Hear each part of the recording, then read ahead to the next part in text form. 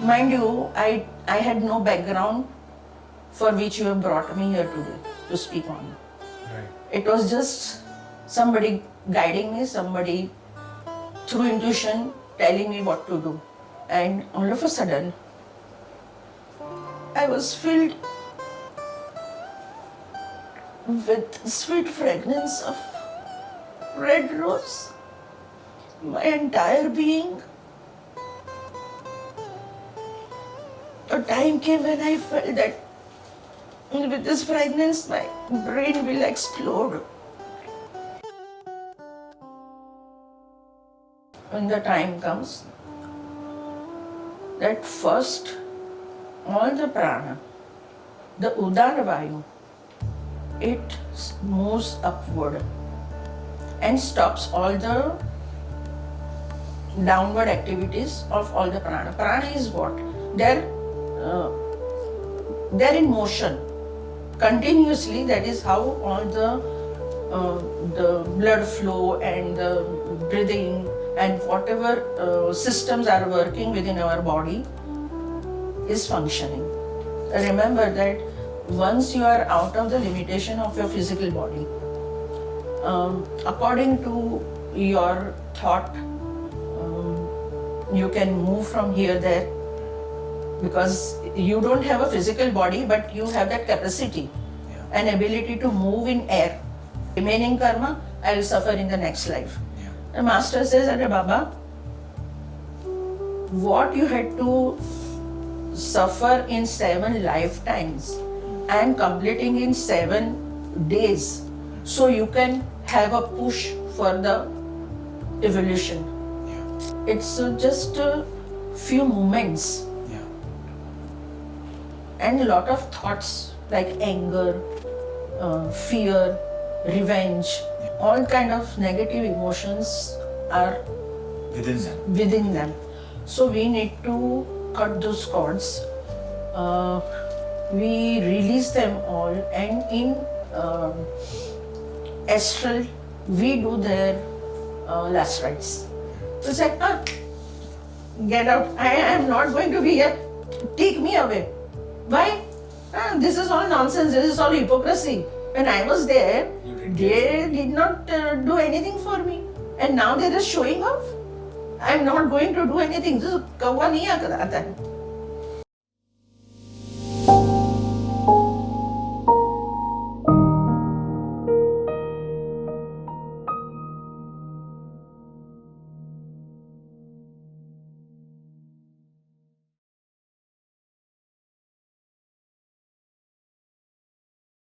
Hi, hello, namaste, and welcome back to Innotalks.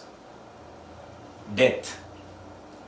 Death is something that all of us humans share, but we hardly speak about it. We spend our lives to insure our life. We buy mediclaims, we buy term insurances, we plan for our own life, we plan for our retirement, we plan for our children's life as well, and we make everybody around us comfortable. We run from pillar to post so that we can truly enjoy a very comfortable life. But when it's the judgment day or when it's the last day of life, probably most of us, if not all of us, are unprepared. And the reason for that seems that we do not think as much about death and dying when we are alive and doing everything that we are doing. Today's episode touches on a rather morbid, if you may, topic about death and dying.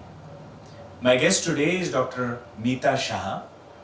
Dr. Mita Shah has spent many years in researching about death. I came across Dr. Mita Shah when I read her book, which was about the Science of Last Rites. In that, she has used past life regression as a modality to regress many people through different lifetimes, and has pondered deeply on topics like death, dying, the rituals at the last moment, and many other things. In this episode today, we are going to talk about everything related to death and dying, the last rites, how they impact us if our family does that for us at the moment of our passing. We are going to talk about Pitru Dosha and how ancestral karma also affects us, and many, many more things. This episode could really make you uncomfortable, but if you watch this till the end, it might change you forever. Welcome to Innotalks. Dr. Shah, welcome to Innotalks. Thank you for having me here. I was reading through your book, The Science of Last Rites, and truly it is a very heavy book because it is dense with a lot of information about all the research that you have done. And one thought remained with me, which I want to ask you first today as we start this podcast today. What drew you to doing a research on the Science of Last Rites? It's a long story.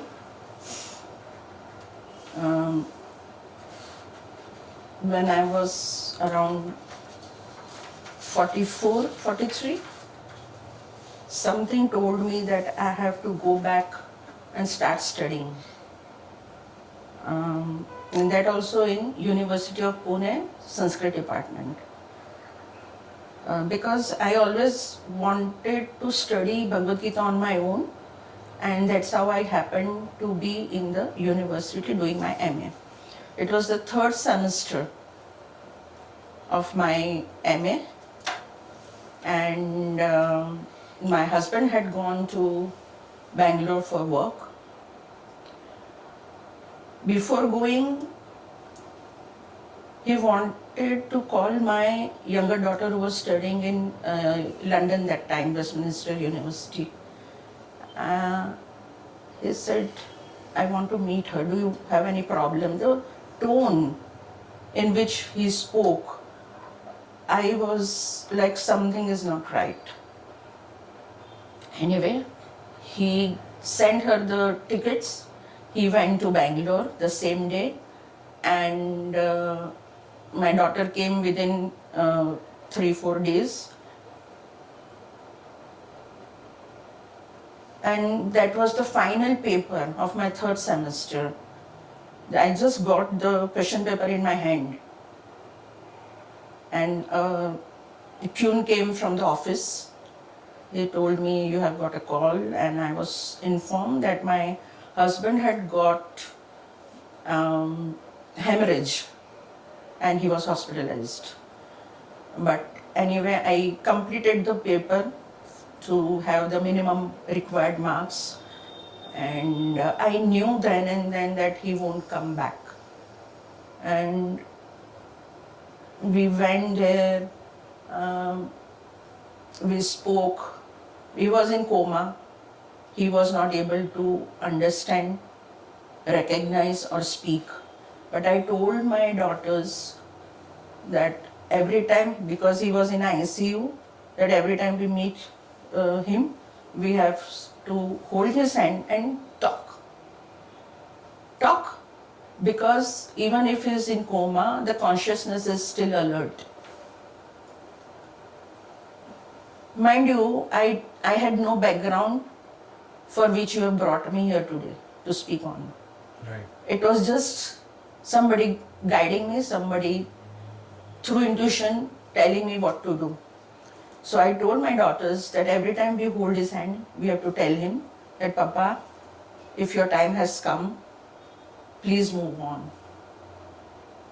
We love you, we are proud of you, we will take care of each other, and we forgive you, and we also seek forgiveness if we have hurt you in any way. And this went on for a few days till he passed away. He was in coma for almost 11 days. After that, when we came home, and it was my sanskar that I believed in all these rituals, not knowing what does it mean, but we started doing it. The monthly Shraddha, monthly Tarpan, sorry, not Shraddha. The first year we are supposed to do the monthly Tarpan. And that is the time we used to ask questions to the Pandit or the Guruji. Why to do this? If we don't do this, what will happen? And the answers we got, we were not happy. And on such one day, I was like, really, what am I doing? Is it worth it? All the rituals you mean? All the rituals, whatever, because I was not getting answers. Can I share a small story at Sure. this point in time? Sure. So, the way I got connected to you was when we as a family were mourning somebody's passing, and I was at that person's funeral. And at that point in time, some relative of close relative of the person who had passed happened to say that if my father would have been alive, he would have never approved of the rituals that are being done. At that point in time, somebody was doing the rituals on the body before cremating it. And that's when I thought that, just like you had that question, I thought if this is what it is, and if the Panditji is doing some rituals, then we need to have a guest on Innotalks where we can talk about the Science of Last Rites. Okay. And that is how in some way one of our guests guided us, and here you are in the studio. See, this is how universe works. All is well planned. So coming back to my answer, so that time I was like, this is it. And precisely at that moment, remember, this is happening in my house. My doctors are there, I am there, the Guruji is there, the ritual is happening. And I saw a huge tall figure till my ceiling. And that figure is telling me, and I'm listening the words. It's no that I just know in my mind, no. I heard the sound. I heard the voice telling me, this is your life purpose. At that time, I was so raw, I did not know what is life purpose. What does it mean and what I'm supposed to do. But as we say, one thing following another, so I completed my MA, and in the meantime, there was some other course happening. I got a call from my department, Sanskrit department. They said, please come here. I went, and I was told that since you are here, not doing anything else, we want you to do the MPhil. Yeah. I was not very happy to do that, but it was just passing the time, because by that time I was alone. Daughters had moved for further, their work and out of Pune. So I thought, why not? In the first 2 months, I came to know that I have to write 100 pages on something. I did not know anything that I can write 100 pages.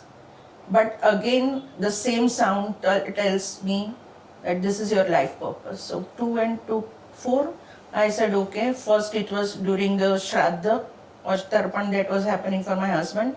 So before doing that, a person has to die, right? So I thought of writing my MPhil dissertation on philosophy and metaphysics of death in Hinduism, Jainism and Buddhism. That was how it happened. And then by that time it was decided, I had decided in my mind that this is what I am supposed to do. And a lot of other things were also happening in the background. So that's how it is. The image that you saw of that towering person or a towering soul, being, Yeah. did you get to know who that was? Yeah. Sai Baba. It was Sai Baba. And he gave you the purpose for this journey. Till then I was not believing in him. I did not believe in him. But that's another story. Yeah. So how did your belief in that power increase, and also You have used past life regression as a modality to actually write your research around this topic. How did that come through? So, I had been reading many books of Brian Weiss, Many Lives, Many Masters, and more of Dr. Newton, Michael Newton, who has done extensive research on what happens to the soul after the death. So while doing that, I always used to think that, oh, how I wish I can do the same, I can learn this. Yeah. And by that, I understood when I had to do this research that this is the only modality I can use for this research. The past life regression. Yes. Unless and until I don't go back to those moments, how am I going to get the information? But again, I spoke with my daughters, and we tried to connect with few past life regression therapists.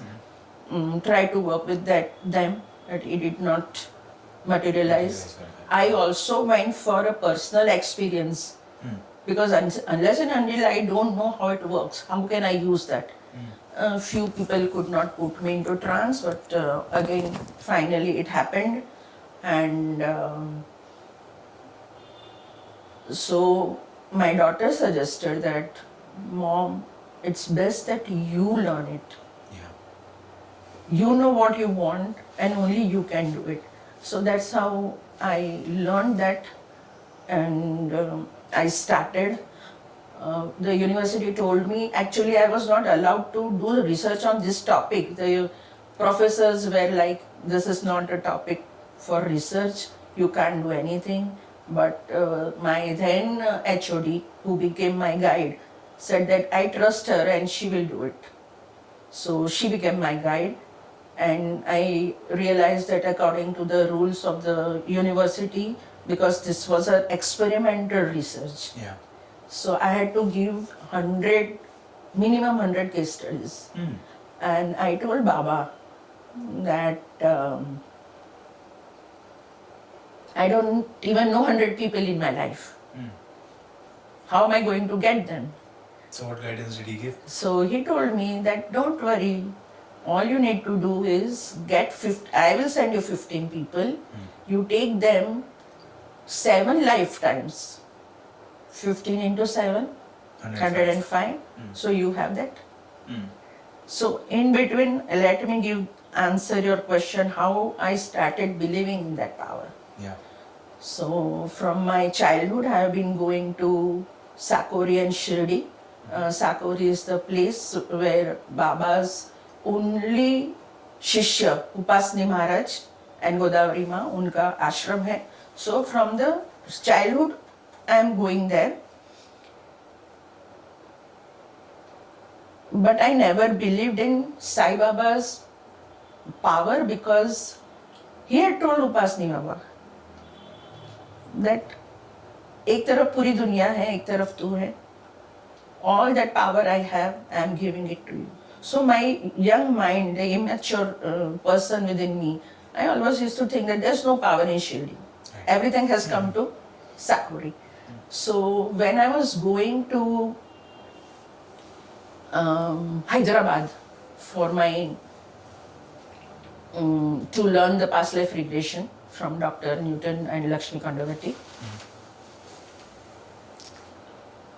I was sitting at the railway station, Pune railway station.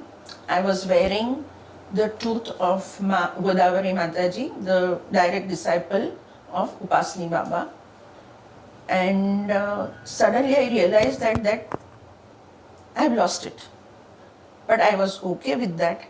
In other situation, I would have cried. But I understood that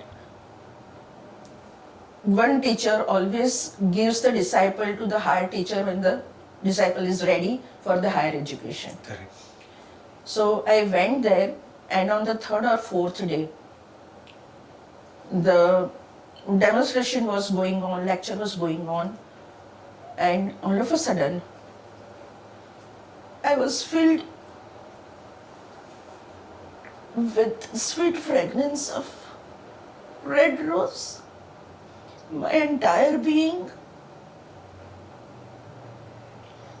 A time came when I felt that with this fragrance, my brain will explode.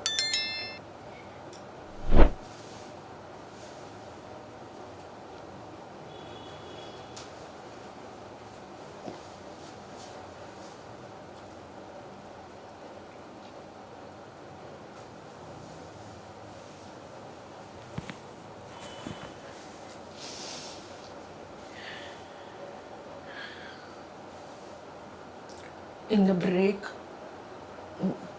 the lady sitting next to me, she went to Dr. Newton and told that something has happened to her.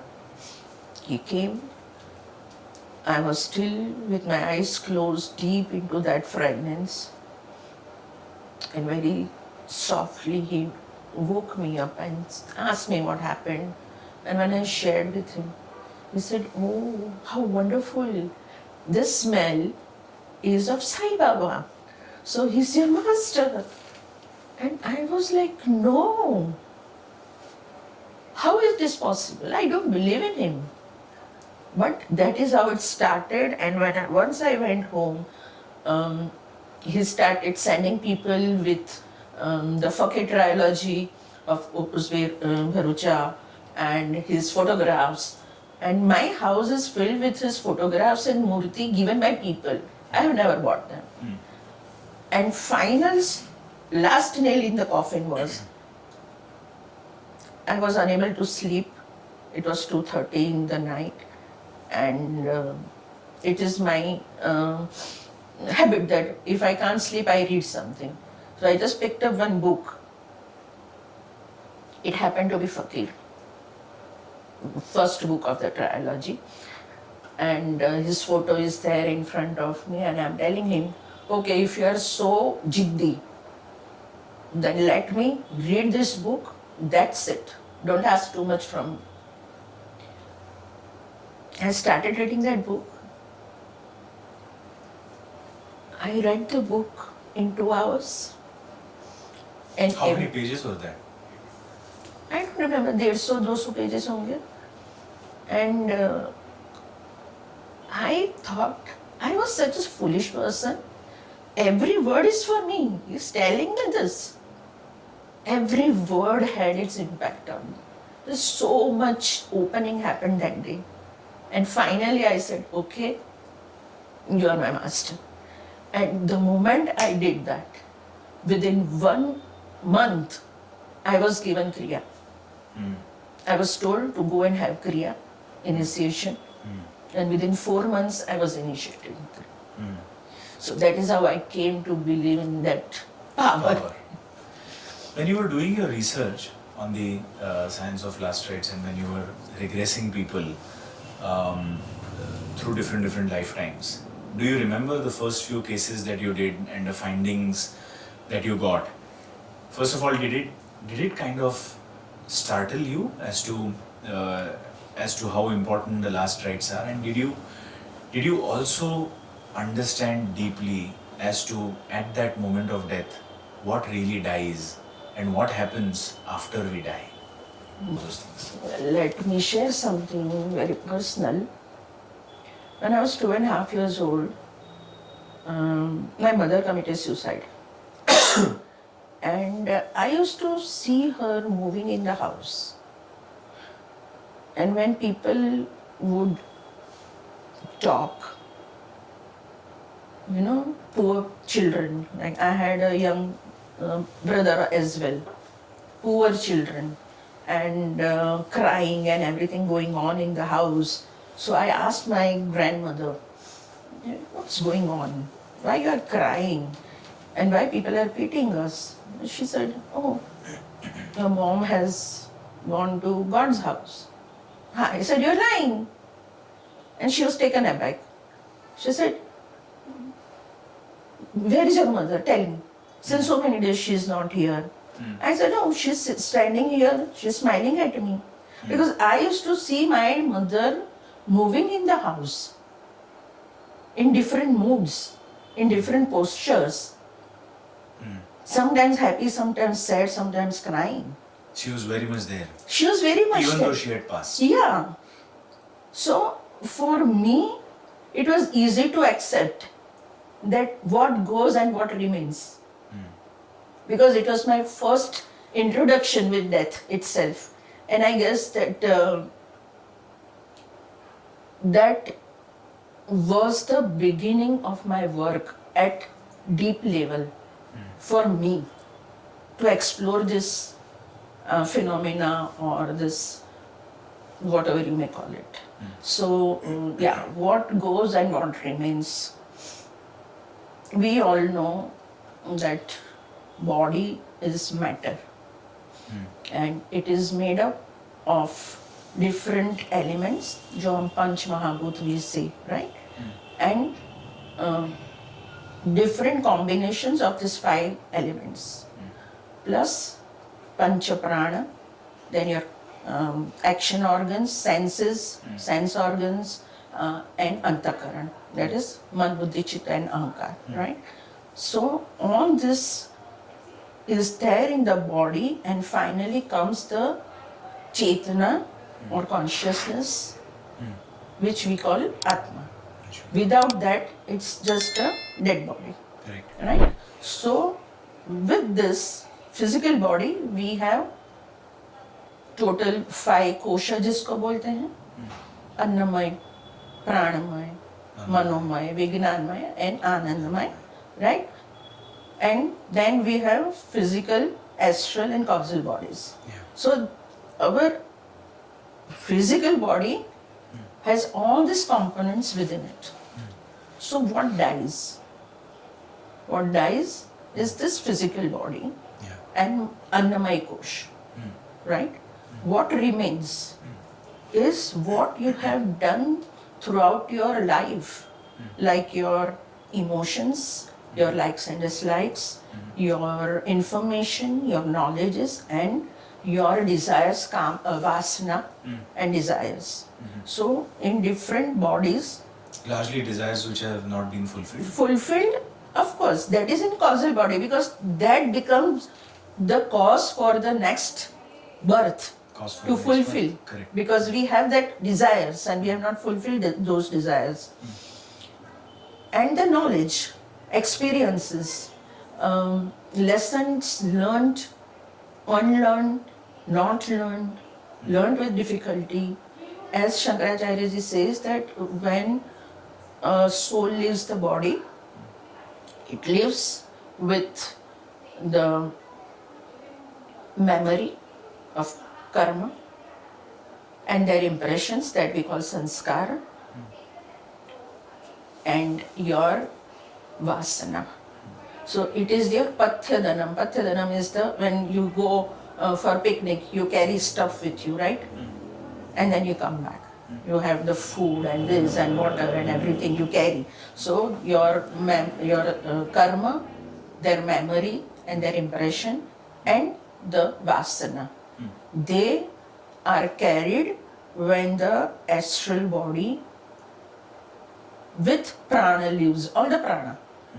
The main is, we know pancha prana, right? And all the prana has different designation, their work. You know, we medicalize the entire process of dying, where we say that the person is dead. Whenever what we mean is that, you know, the heart and the brain and all the organs have stopped functioning. So is it at that point in time that the soul leaves along with all these different layers, where the causal layer or some other sheets, or what happens at that point? There is a process when the time comes that first all the prana, the udana vayu, it moves upward and stops all the downward activities of all the prana. Prana is what? They're in motion continuously. That is how all the the blood flow and the breathing and whatever systems are working within our body is functioning. So basically, Anna means motion. Prana, pra plus Anna. Yeah. Udan, ud plus Anna. So An means motion. So all this pancha pran jo hai, they stop their movements downwards. This all start going upwards. They gather in your heart chakra, in the heart, where 72,000 nadis are there, including Ida Pida and Ida Pingla and Sushumna. Then the pran, panch pran mein se jo pran hai, it resides in the brain. All your brain functions happens because of the pran.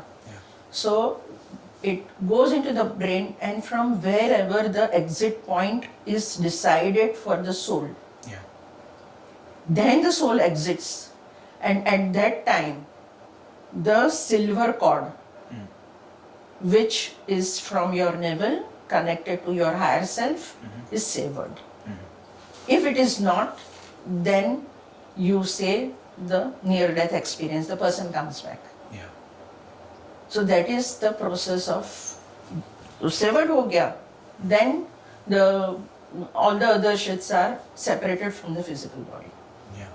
And then when this severing is happening, and the soul, so to say, has moved out. Like in your case, you were telling us that you were seeing your mother in the house, even though her body was probably cremated by that time. Yeah. And the five elements were no longer there. Yeah. What happened in that case? That is my first question. As to were some rituals done, and then did she go on for her next mission, as so to say? And when you were doing your research on the Science of Last Rites, what were you trying to verify? Two questions. And what did the souls, or what did the subjects who are regressing into different lifetimes tell you from those lifetimes? Okay, I'll first my mother's thing. So there are different kinds of bodies that are created by the soul after the death, before it becomes Preta and Pitru. So this is called the etheric double, which is of the same shape and size as is your physical body. And if you are clairvoyant, when that comes out and it is hovering over the dead body, you can see that. But it is like a faint glow of when you switch off the bulb. What happens? Because of the heat, the light remains for a fraction of a second, even after the switching of the bulb. Yeah. Right? Correct. So also the heat in the body, that you can see that glimpse of the etheric double. But once the cremation happens, the etheric double is no more. Then it is called Linga Sharira. Linga means the mark or the indicating mark. Linga. Okay? Linga Sharira is the indicating mark of the same physical body that was once there.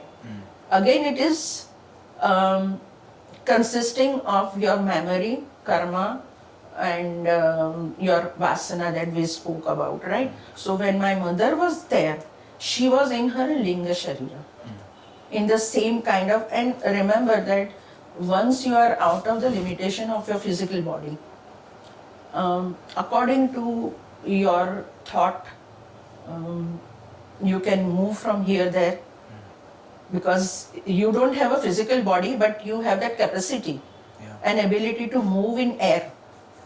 So that is how she was moving there.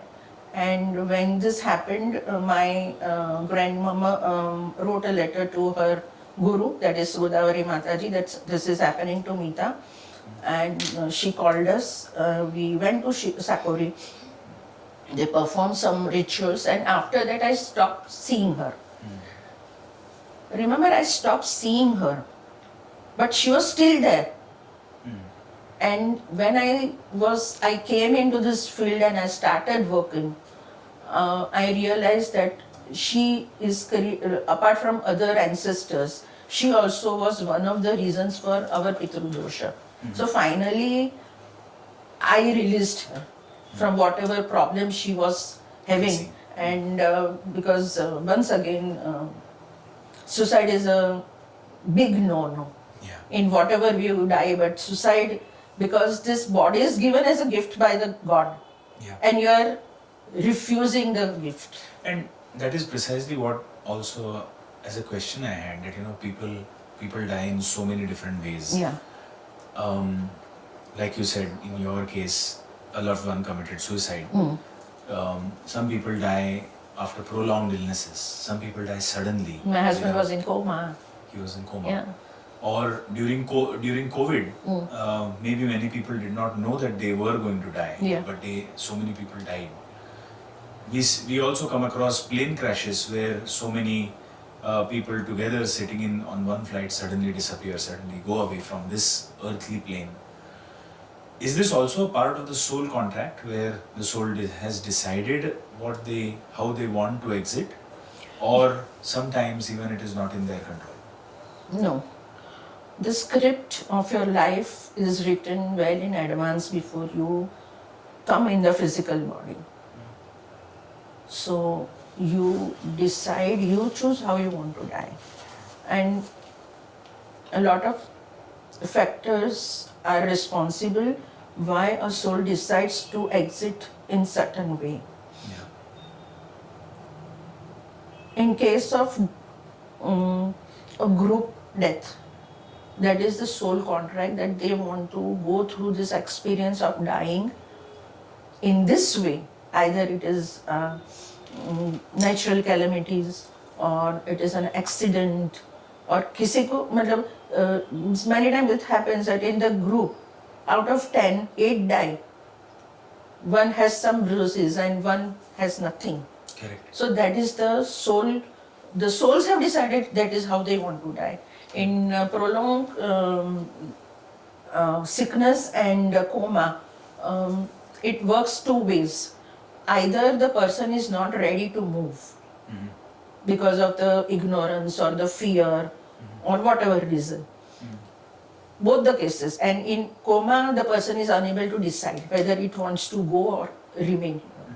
And other ways, that when somebody is going through a prolonged illness, the person has decided to work on the karma by suffering physically. And that is how the person is working out on a karma. And at the same time, the family also is released of a lot of karma, because if one person is in the hospital for weeks and months, it takes a toll on the family in all possible ways. So everybody is released of their karma, because no karma is created by one person. Correct. There is always more than one person, right, to create a karma. So everybody is part of that. Like you have children born with disabilities. Correct. That is also the contract signed. It is always a signed contract. Is it a part of the soul's contract where Yes. it says that it has decided to suffer in that way Yes. through this lifetime? Yes. Okay. Like you must have read or heard about in Guru Charitra, for example, that the devotee is saying that I cannot go through this anymore. Just kill me now. Whatever is remaining karma, I will suffer in the next life. Yeah. The master says, Arre Baba, what you had to suffer in 7 lifetimes, I am completing in 7 days. So you can have a push for the evolution. So talking about last rites again, in cases where, let us say a body is not found. For example, in case of COVID, when the pandemic happened, a lot of people and people who passed away, they were cremated without even handing their bodies over to the families. Right. Or during war times, the bodies cannot be handed over for a proper cremation. So in those cases, how are the last rites or the rituals performed? And if somebody cannot perform those, then do you also help such people to transition into a different level? Yes. Uh, we did a lot of work during COVID. I have the work that I'm doing and the people who are with me in this work, we are called light workers. Okay. So I have a team of light workers, and we are working since COVID because, as you said, the same problem. So even when you cannot give the last, according to your custom of either burial or cremation or whatever, we do this kind of work to release the souls. Because in this kind of death, accidental death or mass death like natural calamities or COVID or wars, people die a violent death. Yeah. So it is very important to make them peaceful and calm, and cut the cords of all the emotions that they felt when they passed away. Yeah. Because it's just a few moments Yeah. and a lot of thoughts like anger, fear, revenge, Yeah. all kind of negative emotions are Within them. So we need to cut those cords. We release them all, and in astral we do their last rites. Okay. So in this work, as you must have guessed, we have Yamaji Kaka with us, with his team. We have Archangel Israel. He is also the Archangel of Death. Then we have the entire band of archangels. Yeah. Michael, Raphael. Raphael is the doctor. Yeah. Michael he does wonderful job. And Gabriel. There are many. Then there is the soul psychologist, Ram Samaha. Then we have all the light workers, the goddess of light workers. Then we have Hanumanji, we have Baba, we have Ganpati Bappa. You name it and all are there. Lord Jesus and all the other prophets, Dash Mahavidya, Sapta Rishi, they all are there. They're there. And Datta they're there to Bhagwan, help you. Shripad Shivallabh, Navnath, they all are there. So what I need to do is connect all the light workers. Through me they are connected to this divine power, and we all go in astral and work. When I say we work, we are given certain instruments, and they work on bigger scale, on smaller scale we work. And when we work, it is not only about the soul that died. We do healing for them, we cut the cords, we bring them to the deities, and and they are taken to the different planes, because not everybody is going to go to the same plane or dimension right after death. So wherever they are supposed to go, they are sent. Meanwhile, where this thing has happened, we have to cleanse the other souls who might be buried there. Correct. From previous time. It doesn't matter, human, non-human. Then we have to work on all the 5 elements. We have to purify the water bodies of that area. We have to bring the energy of the sun and the moon. We have to bring the energy of Lord Vishnu. We have to, the Dash Mahavidya, they have to work. Saptarishi has to heal that piece of land where this thing has occurred. And finally, it is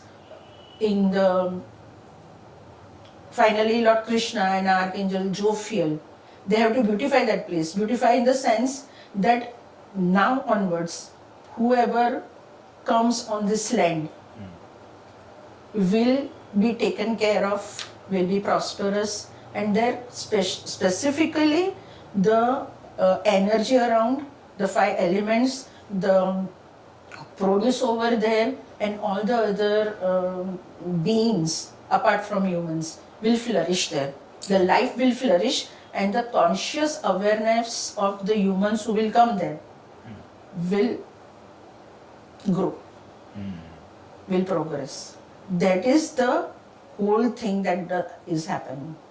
So it means like to even clear, like you gave multiple examples where you help your clients to clear a certain part of their karma or the lineage karma, or give or in this case last rites were done energetically on the astral plane. Your army of ascended masters and angels is always there. Without them, no, I cannot work. I am just a simple human You're a being. medium. Yeah. So the ascended masters and the angels are there to assist in this work itself. Yes. Doctor, if somebody comes to you with some kind of an issue, my question is typically, what kind of problems can they get to you? Anything and everything.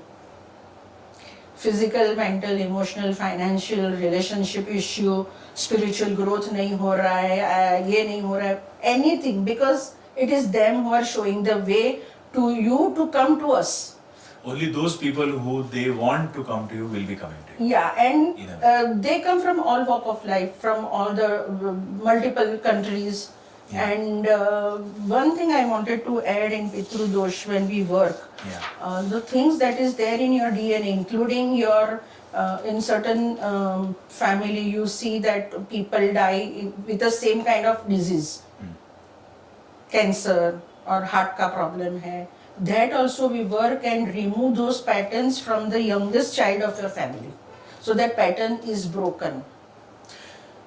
Here is an important question that comes to my mind, and for example, let us say one person comes to you and comes in for certain problems that he or she may be facing, but there could be a separate set of issues inherited by that person's partner, by that person's spouse, but that person is not coming to you. Then how do you heal the entire lineage? Doesn't matter. At some point in time, everybody is connected. It's a couple, that is, you are a unit. You may not take it as we are a unit and you are not behaving like one, but we take it as a unit. Yeah. So if one person is there, it's enough for us to heal the other person, because karmically you are connected. Karmically you are connected, correct. And if the person is not behaving properly, you are suffering and you want to get out of that situation. So you are approaching. Correct. So it doesn't matter. And that is how you can heal the youngest child of the family. Yeah, also. removing all the patterns that you are carrying in your DNA. Right. Doctor, I want to talk about Shraddha. Hmm? Can you tell us more about Shraddha and why it is important? The yearly ritual that is done is important, and because it occurs to me that maybe certain souls have passed on to the higher planes, but then who are we doing Shraddha for? Okay. First thing first, what is Shraddha? What is Shraddha? What you do with intense love and faith for somebody who has departed. Yeah. That is Shraddha. Because it is your, what we say, Ichha Shakti, Karya Shakti and Gnana Shakti. You are using all these three things. And you know that everything is energy.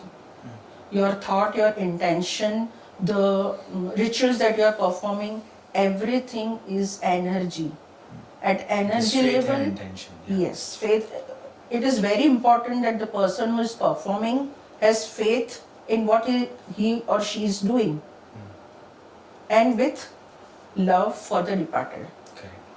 Because if I have invited you to eat lunch at my place, can I just have your food? Can I do that? No. It has to be with love. Correct. So also, here also, and it's not necessary that only the boys or men can do. Definitely. I have done Shraddha of my husband.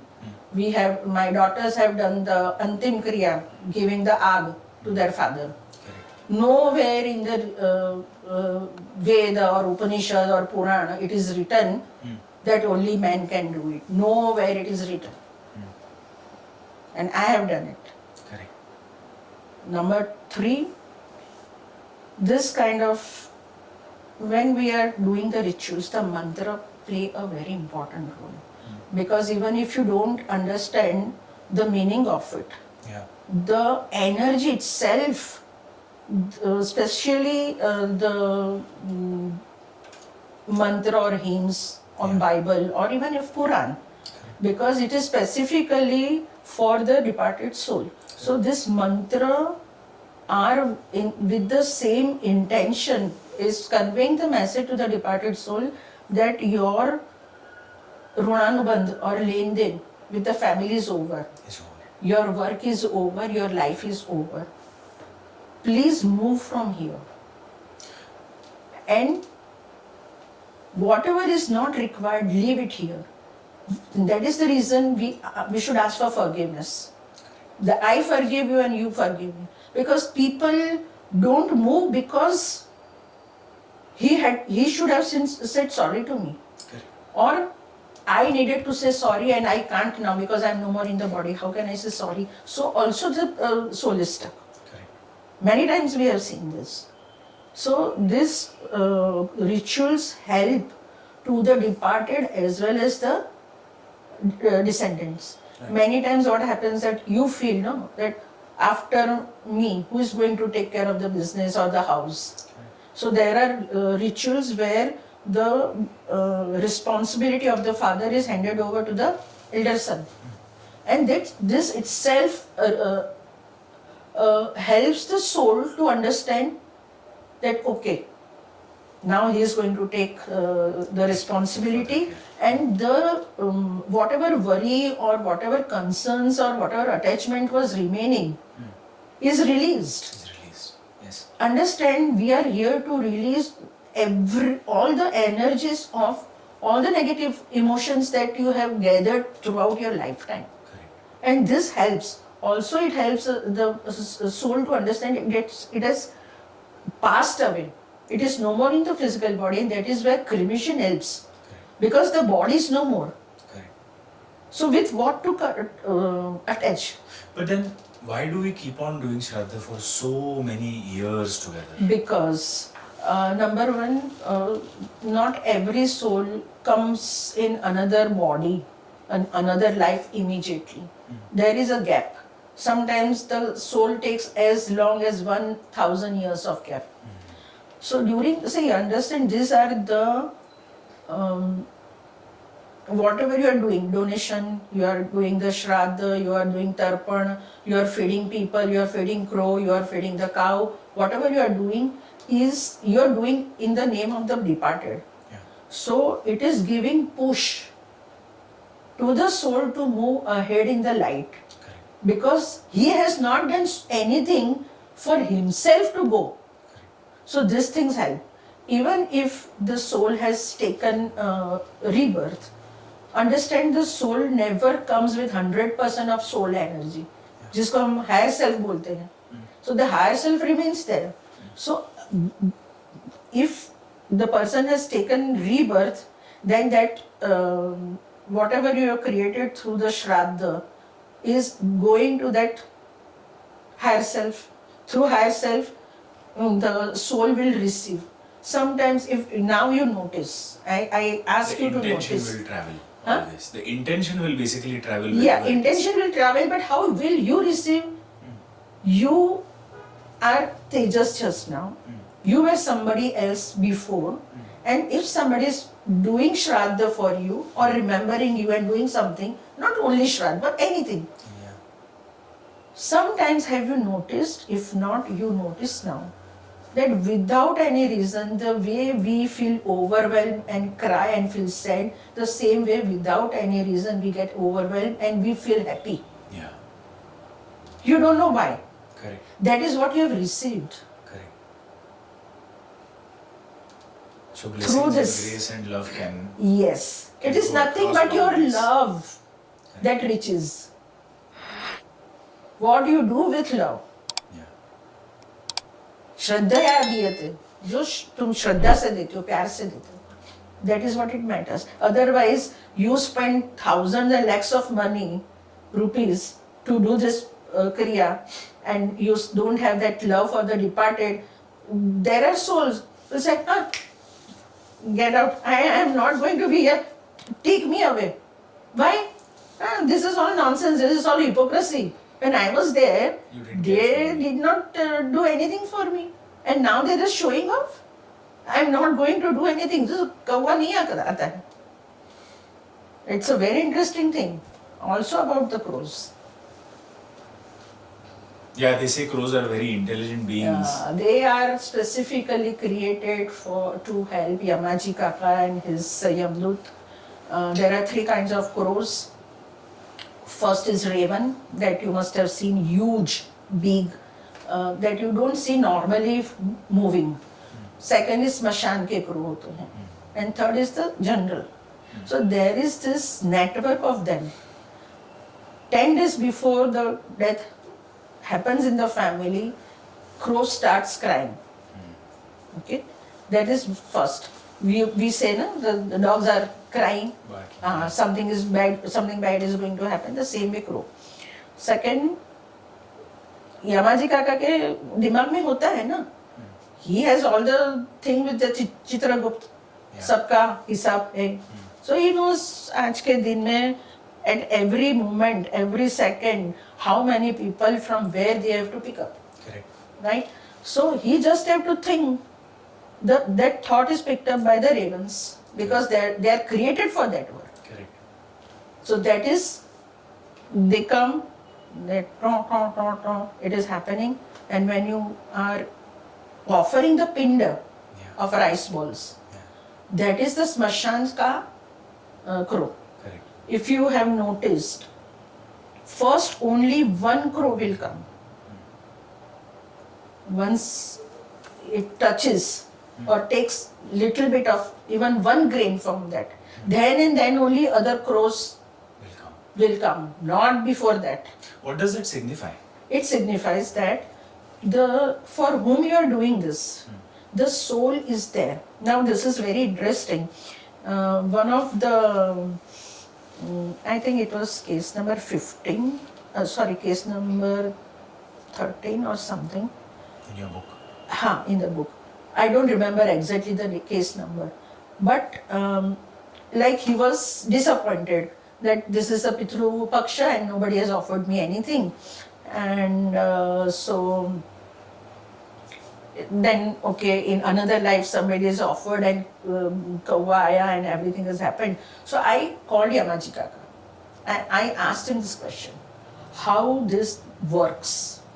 I understand this network, okay, because that is easy to understand. But how crow is important and how the soul receives whatever you are offering. So what he explained, he said that the way in your mobile, you have 2 SIM cards, right? Space for 2 SIM cards in your new mobiles. The same way in the construction of the body of the crow, there is a small slot for the human soul to enter. Through that, the body of the crow, the soul takes what is offered. And before that, no crow will enter because they know that you have done the sankalpa, that this is for that particular person. This is soul, right? This is person. So nobody else, because your sankalpa they understand. Correct. So first the crow will come. That's smashan ka crow. Correct. That will touch the pinda, rice ball. And then only the other crows will come. Correct. It's very interesting in terms of how deep and how many different facets are there to the to death, dying, last rites and beyond itself. There's a lot we can speak on this topic, but for this episode, should we close here? I had a few questions which could help, like a rapid fire for people who are watching this episode. And Like I mentioned in the beginning of the episode, not everybody is actually thinking about dying, even though it's going to come to everybody. So, what are the top 2 or 3 things that people can do to even prepare for their death? Prepare yourself because you know you are not Amar, you are not immortal. What can You they are do to mortal. prepare? You have to prepare yourself in the ways, the way you think, the way you behave, the way you deal with your life in general. Are you following the basics? झूठ नहीं बोलना, non-violence, not cheating, not betrayal, for the sake of money and greed and whatever, enjoyment in the life. Are you walking on that path? Are you trying to create problem for others for your benefit? Everybody does it. So this is not the preparation. What you do throughout your life only will come in front of you at the time of death. People want to eat at the time of death. People want to wear a particular color sari that they had bought. But now I'm dying, I could not wear that sari. And the family has to go and donate that sari, a particular color sari. So how much desires, how much attachments, how much me, mine, that you have to separate yourself. So prepare, detach and accept that this is inevitable thing, Which is going to the happen. only inevitable thing. And the clock starts ticking the moment you have taken the first breath. Correct. Knowing that also, we don't think about it. Also, you have to prepare your will. You have to tell your spouse, if you are a husband, tell your wife what investments you have, where you have your accounts. If you have to pay certain to certain people, or you have to take money from others. The spouse don't know anything. We have to work to find the files. तो ये file किधर रखी भैया? ये जो आपने deal किया था लैंड का, उसका डॉक्यूमेंट्स नहीं मिल रहे हैं. That also you can help. Yeah. So do this while you are still there, no? Correct. Make your peace while you are still there. Your relationships. Why so much ego and anger? Let go. Be peaceful. So अगर जिंदगी भर I have been in भोग, मरते समय I will remember only भोग, only food. I will not remember God. Correct. भगवान ने क्या बोला है? At the time of death, if you remember me, you will come to me. Correct. Do you really want to go to him? Then you have to prepare from now. Prepare from now. Because then 60, 70 years you have done only this thing and you have not remembered God. At the time of death, will you be able to remember him? No, obviously no. You will miss your parents. You will miss your children. You will miss this. You will miss that. But not exactly what you should miss. So you have to prepare. For someone who is grieving right now, Hmm. what suggestion, what sandesh would you give it? Grieving to them? is good for you, but not for the departed.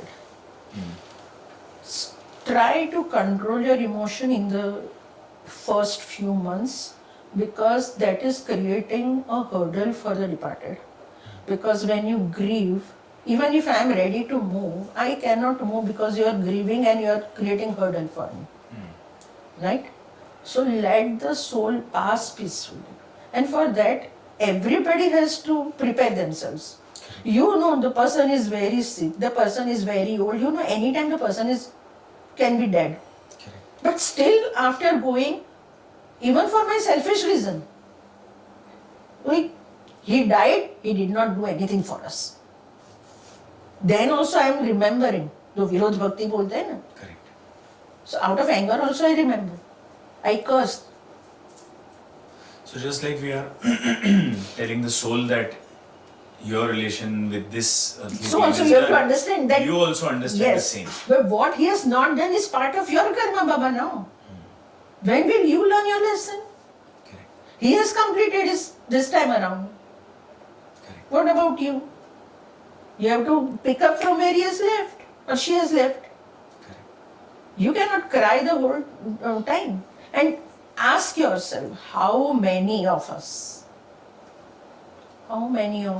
cry just because we love that person and we really miss them?